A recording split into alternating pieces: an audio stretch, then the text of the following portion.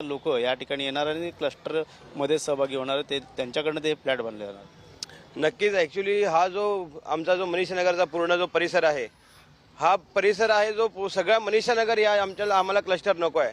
कारण की आमची लँड ही प्रायव्हेट लँड आहे, आमची अधिकृत लँड आहे। आम्हाला अनधिकृत आम्ही कुठे स्लममध्ये नाही किंवा आमचा सरकारी जागेवर आम्ही बांधले नाही आहेत। आम्ही आमचा प्रॉपर रजिस्ट्रेशन करून टॅक्स भरतो, रजिस्ट्रेशन आहे, स्वतःचं प्रायव्हेट लँड आहे, त्याच्यामुळे आम्हाला क्लस्टर नको आहे।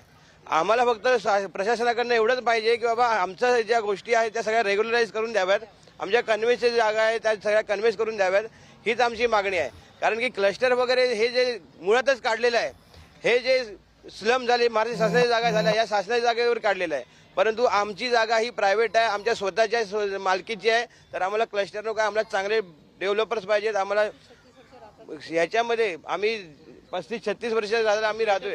बैठक झाली का, या संदर्भात चर्चा झाली का? राज्याचे उपमुख्यमंत्री एकनाथ शिंदे असेल, इतर या संदर्भात काय त्यांची बैठक झाली का? पत्रव्यवहार झाला का महापालिका? नाही, सर्वात पहिलं मला सांगायला आवडेल आपल्याला की बऱ्याच वर्षांपासून आमची मागणी आहे की आमचं ज्या कन्व्हेन्स वगैरे ज्या राहिलेल्या आहेत त्या करून द्या। आणि मध्यंतरीच्या काळात आम्ही गेलेलो, परंतु त्यांच्याकडे आमचा विषय पोहोचलेला आहे, परंतु तो विषय अजूनपर्यंत झाला नाही आहे।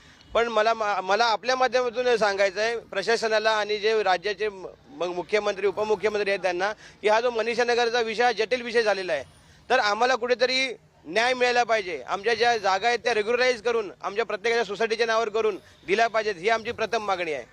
नक्कीच या ठिकाणी पाहू शकतो जे बॅनर लावण्यात आलेले आहे, क्लस्टर नको, एकमत सोसायटी असेल, रहिवासी असेल, इतर ठिकाणच्या देखील सोसायटी म्हणजे कळव्यातील मनीषानगरमध्ये राहणारे सर्वच रहिवासी आता क्लस्टरच्या विरोधात या ठिकाणी आता रस्त्यावरती उतरलेत।